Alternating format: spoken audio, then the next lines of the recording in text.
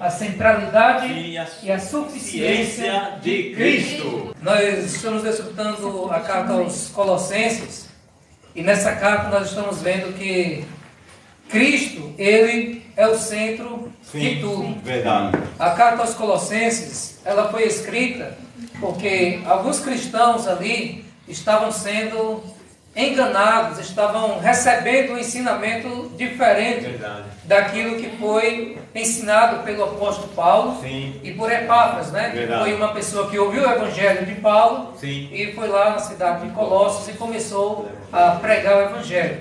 Só que depois de algum tempo começou a surgir algumas doutrinas, alguns ensinamentos contrários ao que o apóstolo Paulo já tinha falado a eles. Então, eles começaram a fazer ali a adoração de anjos, a se apegar aos rudimentos do mundo, das tradições dos homens, a muitas cerimônias, mas que não eram com respeito a Cristo. E por conta disso, o apóstolo Paulo escreveu essa carta aos Colossenses mostrando a centralidade e a suficiência de Cristo. Ele quer mostrar nessa carta que nada nem ninguém além de Cristo. Cristo é tudo em todos. Não precisa você buscar outras coisas. Não precisa você procurar outras coisas que possam ir além de Cristo. Porque Cristo também já é suficiente. Cristo é suficiente e Cristo também é o centro.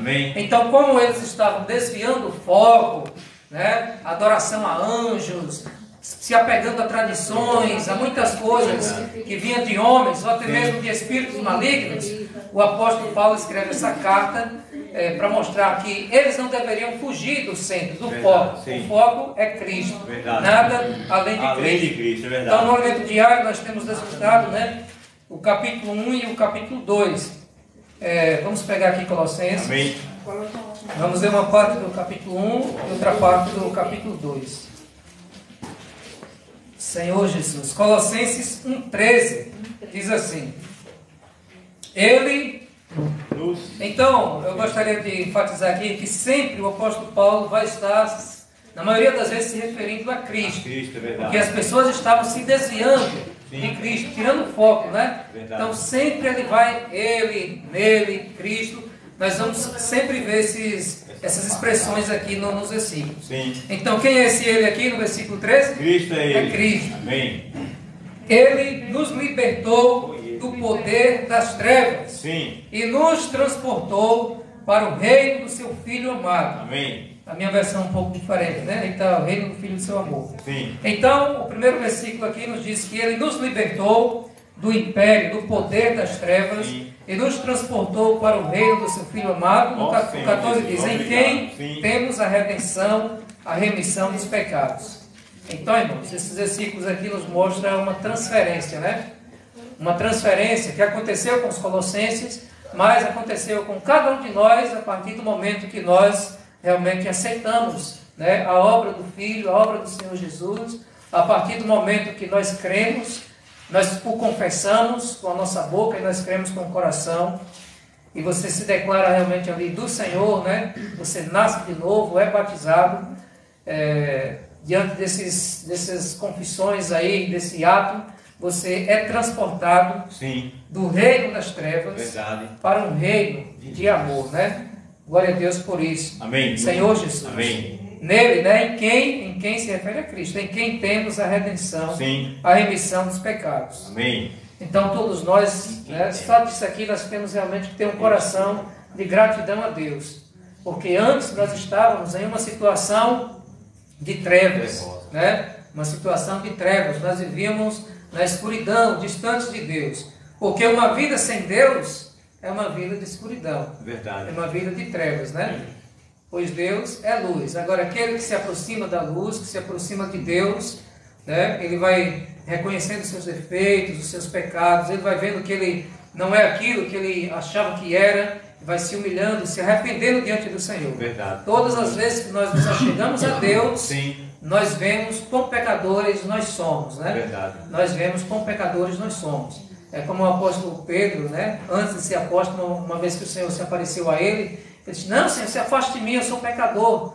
Porque uma vez que a luz brilha, que a pessoa vê com os olhos espirituais quem é Deus, quem é o Senhor, ele vai ver quão pecador ele é, né, e como ele não merece estar diante da santa e gloriosa presença de Deus. Verdade. Por isso Deus disse a Moisés, né, tira as sandálias, a terra que você vai pisar é terra santa. Então nosso Deus, ele é realmente maravilhoso. Amém. E ele é também luz que nos ilumina.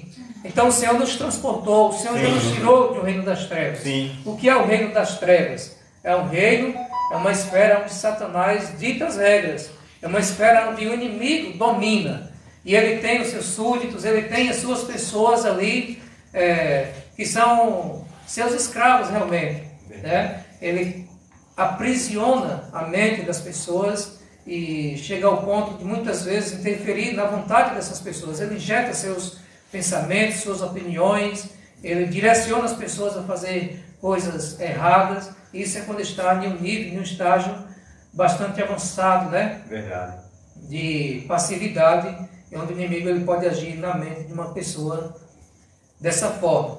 Mas graças a Deus que nós fomos transportados de um reino das trevas para um reino, né, de amor, um reino de Jesus, o reino do seu Filho amado. E nele, em Jesus, nós temos a redenção, nós somos redimidos, nós somos comprados de volta para Deus. Nós já fomos feitos por Deus, nós somos de Deus, né? Mas nós sabemos que o pecado afastou o homem de Deus, como o hino que nós cantamos, e o homem anda aí distante de Deus. Por isso, é necessário haver uma reconciliação. Essa reconciliação se dá por meio do sangue do Senhor Jesus, que foi derramado na cruz. Amém. A Bíblia é bem enfática, né? Em Romanos 5 nos mostra que nós éramos inimigos de Deus. Mas, por meio da obra do Senhor Jesus, do sangue derramado, e pelo ato de você crer nisso aí e aceitar, nós somos reconciliados. Verdade. E aí nós somos comprados, nós somos redimidos e também temos a remissão dos pecados. Sim, aleluia. Ó Senhor Jesus, glória a Deus por isso, né? Amém. O 15. Ele, quem é esse ele aí? Sim. É Jesus. Amém. O apóstolo Paulo está mostrando aqui que eles não deveriam buscar nada além de Cristo. Então ele está sempre mostrando quem Cristo é, né? Ele é a imagem do Deus invisível, o primogênito de toda a criação. Senhor Jesus. Ó Senhor Jesus. Vamos ver alguns versículos semelhantes a esse. Deixa aí marcado sobre Cristo, a imagem de Deus. Vamos ver Hebreus 1:3. O irmão que pegar primeiro pode ler. Hebreus 1:3. O irmão ou a irmã. Ele que é o resplendor da glória e é a expressão exata do seu ser, sustentando todas as coisas pela palavra do seu poder. Depois de ter feito a purificação dos pecados, assentou-se à direita da majestade das alturas. Aleluia. Então, o Filho, né? É o próprio Senhor Jesus, é o resplendor da glória de Deus. E a expressão exata do seu ser. Amém. Ó Senhor Jesus. Ele é a imagem de Deus invisível, ele é a expressão exata do seu ser. Vamos ver João 14:9. Nem adianta chamar perigo. João 14:9. Quem pegou pode ler, por favor. Disse-lhe Jesus. 14:9. Isso. Disse-lhe Jesus: Estou há tanto tempo convosco e não me tendes conhecido, Filipe. Quem me vê a mim, vê o Pai. Como dizes tu, mostra-nos o Pai. Como diz? Sim, como diz? Amém. Então, irmãos, isso mostra, né, que o Senhor Jesus, aqui, é a expressão exata do ser de Deus, né? Então, quando o apóstolo Paulo, voltando lá para Colossenses 1:15, diz, ele é a imagem do Deus invisível. Ele é a imagem do Deus invisível. A Bíblia diz, lá em João 1, que ninguém jamais viu a Deus, mas o Filho de Gênero o revelou. E aqui em João 14 diz, quem vê a mim, vê ao Pai. A expressão exata, eles realmente são um. E Cristo é o próprio Deus, né? Então, glória a Deus por isso. Amém. Glória a Deus, porque o Senhor Jesus, Ele é muito poderoso, né? E nele nós vemos o próprio Deus. A expressão exata do seu ser, como dizem Hebreus, o resplendor da glória. Né? Ou seja, ninguém pode chegar a Deus, ninguém podia chegar a Deus, mas por meio do Senhor Jesus, nós temos acesso. Ele disse, ninguém vem ao Pai. Não é interessante esse verbo? Ninguém vai, mas ninguém vem ao Pai senão por mim. Então, Cristo é quem revela o próprio Deus. Nós podemos, né, nos achegar a Deus por meio de Cristo. Verdade. Ele realmente é o mediador entre Deus e os homens.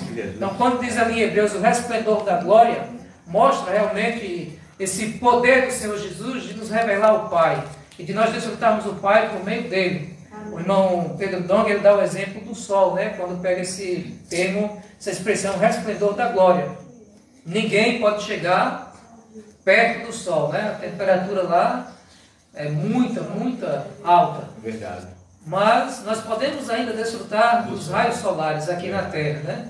Muito distante, mas por a temperatura ser muito alta, nós podemos desfrutar dos raios solares que ainda ultrapassam a atmosfera e chega até nós. O resplendor do sol chega até nós, né? Amém. Amém. Deus é fogo consumidor. Senhor E Jesus. ninguém pode realmente ver em sua totalidade, né? Em sua plenitude. Como nós podemos nos achegar a Deus? Cristo revela o próprio Deus. Amém. Então, assim como você não pode chegar pertinho do sol, você recebe os raios solares. Cristo, ele traz todas as riquezas de Deus para que você possa desfrutar, né? Verdade. E não é só vitamina D não que produz, Não, né? verdade. É completo, é de A a Z, minerais, Sim, amém, amém. tudo isso no campo espiritual. Aleluia. Senhor Jesus. Amém. Voltando lá para Colossenses 1,15, né?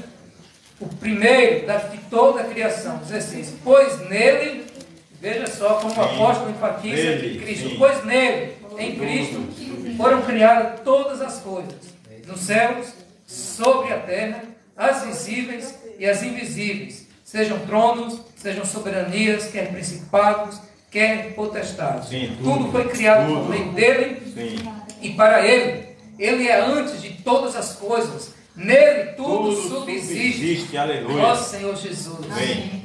Aqui é só para mostrar a grandiosidade de Cristo. Cristo é tão grande, Cristo é tudo. É imenso. E os Aleluia. colossenses estavam buscando em misticismos, em sincretismo, em coisas misturadas ali para ter alguma, dizendo eles ali, né, para conhecer alguns mistérios de sabedoria. Mas são coisas que o inimigo usa para afastar o homem da centralidade e da suficiência de Cristo. Senhor. Então o apóstolo escreveu essa carta para mostrar quão grande Cristo é. Né? Tudo foi criado por meio dele e para ele. Ele é superior a todas as coisas, né? Senhor Jesus. O 18. Ele é a cabeça do corpo, que é a igreja. Ele é o princípio, o primogênito dentre os mortos, para ter a primazia em todas as coisas. Né? Ó Senhor Jesus. Cristo morreu e ressuscitou e nunca mais morreu, né? Muitas pessoas foram ressuscitadas, mas voltaram a morrer. O Senhor Jesus é primogênito dentre os mortos. Verdade. Aquele que morreu esteve morto, né? Sim. Mas agora está vivo para todo sempre. Ó Senhor Jesus. Obrigado. Porque Deus achou por bem que nele, em Cristo, amém, residisse toda a plenitude. Sim. Está vendo aí? Todo o poder, né, de Deus, toda a plenitude residisse no próprio Cristo. Então já está completo. A pessoa de Cristo, né, já está realmente completa. É nele que nós devemos buscar. Não fuja procurando outras coisas que não sejam o Senhor. Verdade. Para ter uma vida melhor, para almejar alguma coisa. Não. Nós não precisamos nos distrair, né? Precisamos, no viver espiritual, né? Nós só precisamos de Cristo. E Cristo é tudo. Sim, amém. Senhor Jesus. Amém. Então, o Senhor Jesus é tudo que nós precisamos. É por isso que ele disse, eu sou, né? O Deus lá falou, eu sou o que sou. Eu sou o que sou. Sim. Jesus é o nosso eu sou. É tudo que nós precisamos. Senhor Jesus. 20. E que havendo feito paz pelo sangue da sua cruz, por meio dele, por meio dele, reconciliar-se consigo mesmo todas as coisas, quer sobre a terra, quer nos céus. Aí mostra, né, Cristo como conector de toda a obra de Deus. Ele atrai para si mesmo todas as coisas. E vocês, 21, e vocês que no passado eram estranhos e inimigos no entendimento pelas obras más que praticavam, agora, porém, ele, Cristo, os reconciliou no corpo da sua carne, mediante a sua morte, para apresentá-los diante dele, santos, inculpáveis e irrepreensíveis. Se é que vocês permanecem na fé, alicerçados e firmes, não se deixando afastar da esperança do Evangelho que vocês ouviram e que foi pregado a toda criatura debaixo do céu, e do qual eu, Paulo, me tornei ministro. Então aqui o apóstolo Paulo, ele traz um pouquinho para o passado dos colossenses, né? Mostrando que antes eles eram estranhos, inimigos no entendimento por causa das obras más que eles praticavam. Mas agora, por meio da morte do Senhor Jesus, eles agora puderam ser reconciliados e ser aproximados de Cristo, né? Por meio do seu sangue. Para que um dia, o próprio apóstolo aqui falou, para que um dia eles pudessem ser apresentados, né, diante de Cristo como santos, inculpáveis e irrepreensíveis. Mas aqui mostra, se é que vocês permanecem na fé, alicerçados e firmes, não se deixando afastar da esperança do Evangelho que vocês ouviram. Né? Então, para que nós sejamos apresentados inculpáveis, santos e irrepreensíveis um dia diante do Senhor, para reinarmos com Ele, não podemos deixar-nos afastarmos, né? Da esperança do Evangelho que nós já ouvimos um dia. Verdade. Essa esperança do Evangelho precisa estar permanente em nosso coração. Né? Não podemos nos afastar, nos tornar inimigos da cruz, porque fica bastante complicado sem a presença do Pai, sem a presença de Deus. Nós ficamos à mercê dos lobos, né, espirituais. E o inimigo anda ao vosso derredor, procurando alguém para devorar. Se nós realmente nos afastarmos, irmãos, da esperança do Evangelho, nós podemos ser tragados, né? Então é um viver de vigilância, né? De oração, para que nós possamos ter em nós essa obra concluída, que Ele já começou, que Ele vai terminar, né? Senhor Jesus. Então, nesses versículos aqui, nós vemos Cristo. Cristo é o centro. Cristo é suficiente. Amém. E não podemos fugir disso. Vamos agora para o capítulo 2. O versículo 1. Quem pegou pode ler. Porque quero que saibais quão grande combate tenho por vós, e pelos que estão em Laodiceia, e por quantos não viram o rosto em carne, meu rosto em carne. Ó Senhor Jesus. Aqui nós vemos que o apóstolo Paulo, ele tinha ali uma luta por todos os colossenses que moravam na cidade de Colossos, né? E também pelos que moravam em Laodiceia, que era uma cidade ali praticamente vizinha. Pelo estudo aqui, essa Bíblia de estudo diz mais ou menos 14 quilômetros de distância. Então, nós já sabemos que na igreja de Colossos estava entrando doutrinas, misticismo, muitas coisas, tradições, rudimentos, né, filosofias, vãs sutilezas, muitas coisas que não eram concernentes a Cristo, que estavam desviando os irmãos do foco.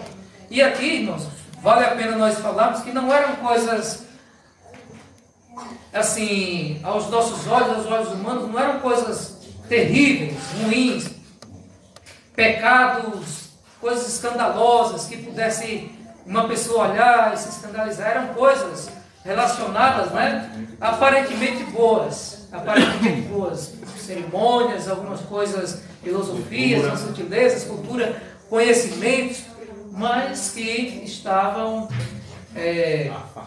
afastando os irmãos e estavam deturpando a palavra, adulterando a palavra, misturando. E a palavra do Senhor deve ser pura, sem adição, sem acréscimo de nenhuma invenção humana. Então, eles estavam adicionando isso. E isso o Senhor não se agrada, né? Verdade. Então, como o apóstolo mencionou aqui a igreja em Laodiceia, aí nós vamos ver a carta à igreja em Laodiceia, nós vemos também como de fato parece ter entrado esses ensinamentos, né? São igrejas vizinhas, esses conhecimentos. Vamos ver aqui Apocalipse 2. Apocalipse 2. O que Jesus fala a essa igreja aqui. É 3, né, Padre? Obrigado. Apocalipse 3, isso. Eu vou ler o 17, viu? Apocalipse 3, 17.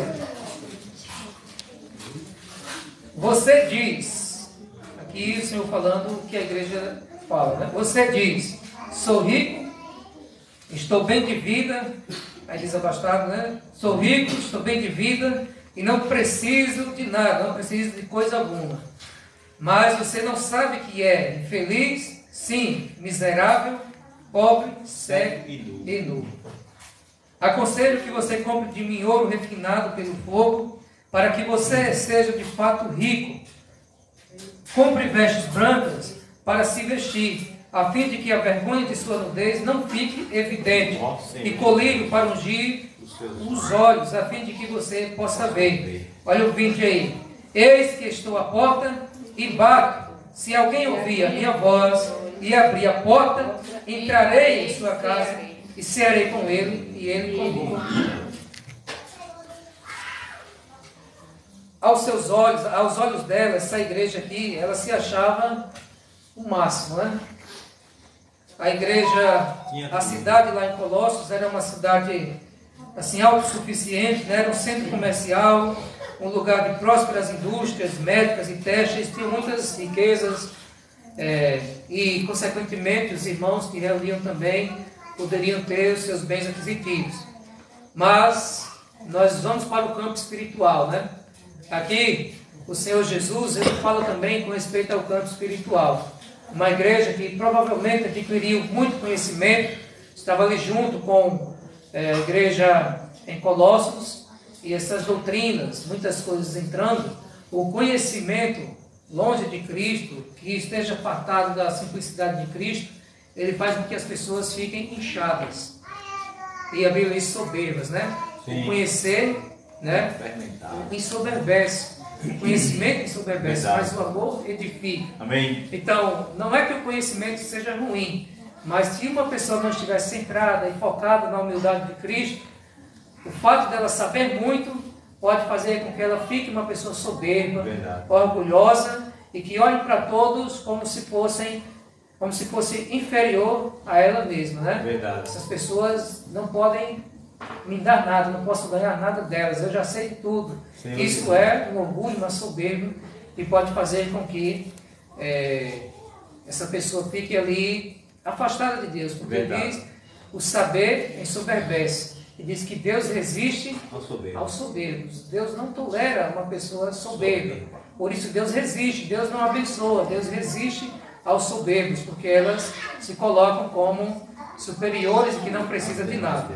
E essa igreja tinha essa prática aqui. Ela diz no versículo 17, né? Sou rica, abastada, não preciso de nada, não preciso de coisa alguma. Como isso? Não precisar de mais nada. Achar que já está no topo da revelação de Deus, que só ele ou só ela é salva, só ela merece, né? Não, isso aqui realmente está errado, né? E o Senhor Jesus mostrou que ela na verdade era pobre, cega, nu e precisava de fato colírio para os olhos, para que pudesse enxergar a sua nudez. Verdade. E Deus ainda estava fora dessa igreja, porque ele disse, eis que estou à porta e bato, é porque ele não estava dentro. Verdade. Se ele está à porta batendo para entrar, é porque ele estava fora. Verdade. Se alguém ouvir a minha voz, precisa ouvir a voz do Senhor. Amém. E aí abrir a porta, ele vai entrar. Sim. É necessário, se alguém ouvir a minha voz e abrir a porta, Deus está chamando, batendo na porta, né? Amém, aleluia. Batendo na porta dessa igreja, batendo na porta de todos aqueles que estão soberbos, endurecidos, né? Verdade. Pelo seu próprio saber, e não se rende ao Senhor. Deus está à porta batendo, mas é preciso silenciar todas as outras vozes, silenciar tudo que está te afastando de Cristo para ouvir a voz dele. E assim abrir a porta e ter uma comunhão com ele, cear com o Senhor Jesus, desfrutar dele. Amém. E ele desfrutar de você, né? É verdade. Senhor Jesus. Amém. Vamos voltar para Colossenses 2. Vamos ver, continuando no versículo 2. Senhor Jesus, faço isto para que o coração deles seja consolado. Sim. E para que eles, vinculados em amor, tenham toda a riqueza da plena convicção do entendimento. Plena riqueza, toda a riqueza da plena convicção do entendimento, para conhecimento do mistério de Deus, que é Cristo, em quem estão ocultos todos os tesouros da sabedoria e do conhecimento. Veja o que o apóstolo Paulo está falando aqui, né? Mistério de Deus, que é Cristo, e em Cristo estão ocultos todos os tesouros da sabedoria e do conhecimento. Eles estavam buscando lá fora conhecimentos, né? Algo que pudesse dizer assim, um sabedoria para a sua alma, mas era tudo fora de Cristo. Verdade. Algumas misturas, eles já tinham Cristo, mas estavam procurando outras coisas, outras doutrinas. E aí o apóstolo Paulo disse, irmãos, o mistério, coisas misteriosas, saber, né? Revelações, tudo isso está em Cristo. Cristo é o mistério de Deus. Sim, amém. Não precisa se ocupar com fábulas, com genealogias, com filosofias, não, o mistério de Deus é Cristo. E em Cristo já está reservado, já está oculto todos, né? Todos os tesouros da sabedoria e do conhecimento. Amém. Que é a sabedoria que Tiago diz, peça a Deus, né? Amém. Que Deus realmente vai dar. É verdade. E o próprio Cristo falou que estava ali uma pessoa mais sábia que Salomão, né? Então Cristo é a sabedoria de Deus. Amém. Amém. Não precisariam buscar outras coisas. Não. O 4. Digo isso a vocês para que ninguém os engane com argumentos falaciosos, né? Digo isso a vocês para que ninguém os engane com argumentos falaciosos. Sim. Argumentos, né? Teorias bem explicadas, né? Palavras persuasivas, explicação falsa, mas que dá um sentido assim de verdadeira, que parece ser boa, uma explicação que as pessoas recebem aquilo, mas se não tiver discernimento espiritual, se não tiver embasamento na palavra, elas são enganadas e pensam que aquilo que estão vivendo, aquilo que estão praticando é uma coisa boa. Essa carta aqui não está trazendo coisas ruins, são ensinamentos que parecem ser perfeitos, que parecem ter uma lógica, né? Parecem ter uma racionalidade assim perfeita, mas que se não for, que não tem um foco, se não tiver Cristo como foco, é realmente um ensino aqui, como é um argumento falacioso, né? É um argumento persuasivo que faz com que as pessoas fiquem distantes de Cristo. Senhor Jesus. Ó Senhor Jesus. Porque, embora ausente em pessoa, em espírito, estou com vocês, alegrando-me e verificando a boa ordem de vocês e a firmeza da fé que tem em Cristo. Portanto, assim como vocês receberam Cristo Jesus, o Senhor, continuem a viver nele. Continue a viver nele, em Cristo, estando enraizados e edificados nele. Amém. E confirmados na fé, Senhor Jesus. como foi ensinado a vocês, crescendo em ação de Nele, graças. aleluia. É nele, irmãos, é em Cristo. Continue vivendo em Cristo. Não saia de Cristo, não busque outras coisas. É Verdade. Cristo e a sua Cristo, palavra. Cristo e Cristo. Né? Não procure outros ensinamentos que não seja Cristo. É verdade. Ó Senhor Jesus. Amém. 8. Quem pegou pode ler o 8, por favor? Cuidado que ninguém vos venha a enredar. Sim, ninguém. Com filosofia e vãs sutilezas, Senhor Jesus. conforme a tradição dos homens, conforme os rudimentos do mundo. E não segundo a Cristo. Cuidado, né? Então o apóstolo Paulo é muito sábio. Ele sabia da condição ali da igreja. Ele foi mostrando, né? Como Cristo já é suficiente, como Cristo deve ser o centro. E também mostrando que eles deveriam ter cuidado. Verdade. Cuidado para que ninguém vos venha enredá-los, né? Verdade. Sim. Enredá-los. Em outras versões, escravizá-los com seus conhecimentos. Enredá-los também vem da palavra rede, de lançar a rede, de capturar. Cuidado que ninguém vos venha enredá-los, né? Uma expressão que nós poderíamos colocar aqui, tendo em vista o conceito, o contexto aqui, cuidado que ninguém venha fazer lavagem cerebral em vocês. Verdade. Com seus argumentos, né, com suas filosofias, com suas vãs sutilezas, algo sutil, sorrateiramente, que vai conquistando, devagarzinho vai amolecendo e ganhando a mente dessas pessoas. Cuidado, o apóstolo Paulo disse. Cuidado, cuidado que ninguém vos venha enredar, não se deixe ser enganados por filosofias ou sutilezas, conforme a tradição do mundo dos homens, né? Conforme os rudimentos do mundo e não segundo Cristo. Pode ser coisas boas, mas se for distante de Cristo, né? Isso não tem poder para te levar a Deus. Isso não tem poder espiritual para te direcionar, né, à presença de Cristo. Verdade. Só Cristo leva o homem a Deus. Por isso nós devemos buscar somente a Cristo, irmãos. Sim, amém. Porque nele habita corporalmente toda a plenitude. Nele habita corporalmente toda a plenitude. Verdade. O apóstolo falou isso aqui para combater uma doutrina que estava havendo lá, que era o gnosticismo, né? Que a carne era má, a matéria era má, e por isso muitos não acreditavam que Jesus poderia ter ressuscitado também em carne, sendo que o próprio Jesus mandou Tomé tocar na carne dele. Embora ele se tornou também o Espírito vivificante, o último Adão, sim, mas ele também era um homem Deus, né? Então ele tem a natureza divina, mas também tem a natureza humana transformada. E muitos não acreditavam que Cristo pôde ressuscitar em carne, tendo em vista que a carne era má. Essa era uma das falácias do gnosticismo que estava entrando naquela igreja.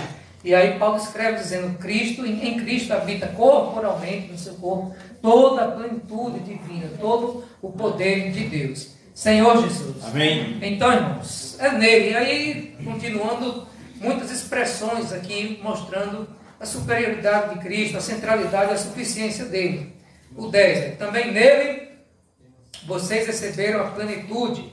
Ele é o cabeça de todo principado e potestade. Ele é o cabeça de todos os seres celestiais, principados e potestades, né? Seres angelicais. Cristo é o cabeça, ele é superior, sim, a todos. Amém. E nós vemos que naquela igreja estava havendo essas práticas de cultuar a anjos. Olha aí o versículo 18.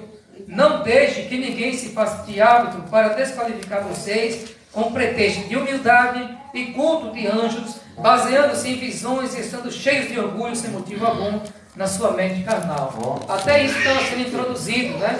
Cultos de anjos. Nós não podemos fazer orações a anjos, né? Não. Os anjos são mensageiros de Deus. Sim. Deus os envia, né? Mas por ordem de Deus. Verdade. Nós devemos orar a Deus e ao Senhor Jesus. Amém. E Ele vai agir, né? Verdade. Dando as suas ordens por meio do Espírito Santo. Sim, se for o caso de enviar anjos, Ele vai enviar. Mas os anjos não merecem ser adorados, né? O próprio João, quando no livro de Apocalipse mostra que ele ia adorar, né?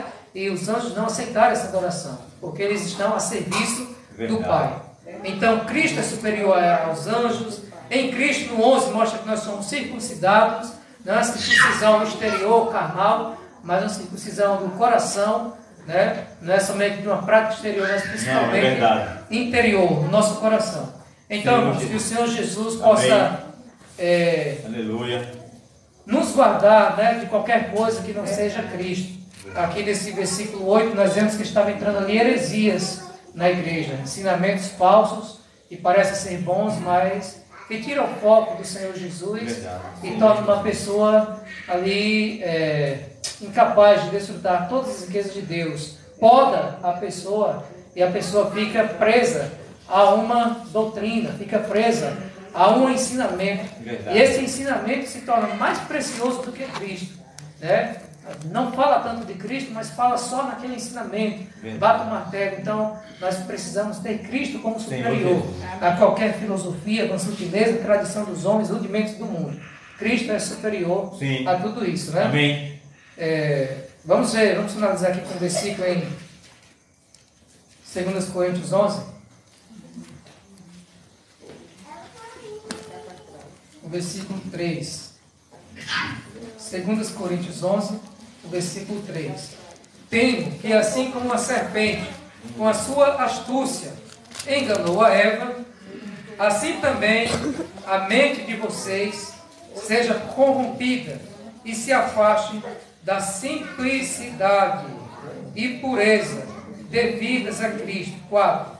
Pois, se vem alguém que pregue outro Jesus, diferente daquele que nós pregamos, ou se vocês aceitam um espírito diferente daquele que já receberam, ou um evangelho diferente do que já aceitaram, vocês toleram isso muito bem, porque suponham em nada ter sido inferior a esses superapóstolos. Então, na igreja em Corinto também havia essa prática de ensinamento, né? Na igreja também tinham muitas pessoas em um campo ali de intelectualidade, muitas discussões filosóficas, e Paulo temia que eles pudessem ser enganados, assim como Eva foi enganada pela serpente. E uma vez enganados, tivessem a sua mente corrompida e se afastassem da simplicidade. Sim. Buscando outros conhecimentos, se afastam da simplicidade e da pureza devida a Cristo, né? Então, que o Senhor Jesus nos guarde. Amém. E nós sabemos, né, que o fermento, ele leveda toda a massa. É verdade. Foi isso que o apóstolo Paulo falou em 1 Coríntios, no capítulo 5, o versículo 6. Ele disse assim: por acaso vocês não sabem que um pouco de fermento leveda a massa toda? Joguem fora o velho fermento. Então, fermento é mistura.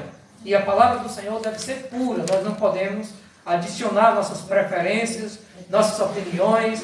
A palavra de Deus já é completa. Verdade. Né? Ela é inerrante, ela é infalível, ela não falha, ela não erra. Verdade. Nós devemos crer tão somente nela. Né? Amém. Tudo tem que vir a partir dela, as revelações dela. Nós precisamos escavar, buscar e sermos preenchidos, né, com ela. Amém. Então Cristo é suficiente. Sim. E Cristo é o centro. Não precisamos nada, nem ninguém, né? Não precisamos de nada, nem ninguém, além de Cristo. Né? Senhor Jesus. Jesus é o Senhor. Amém. Aleluia.